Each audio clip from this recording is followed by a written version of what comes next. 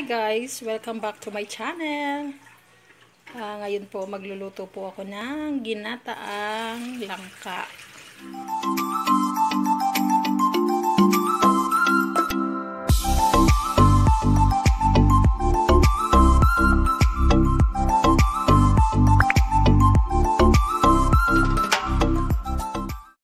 Okay guys, yan na po ang ating mga ingredients.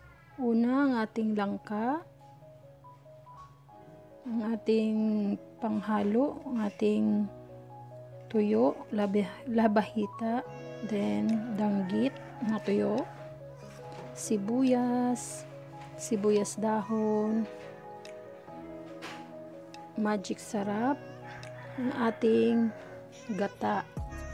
Then gagamit tayo ng siling red, sibuyas din na isa pa na panggisa, bawang, then luya, tanlad, and green na sili. Yan po guys. Okay, start na. At saka gagamit din po tayo ng kunting mantika at gagamit din po ako ng kunting butter para pang dagdag flavor po. Okay guys, kawali. Yan.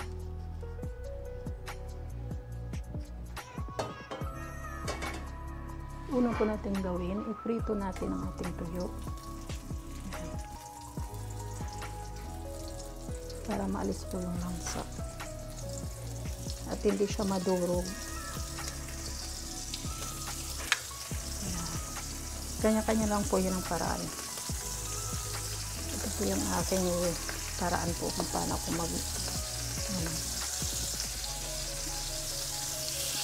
hindi ko po siya dinadiretso paglagay sa aking piprito muna para hindi siya madurog.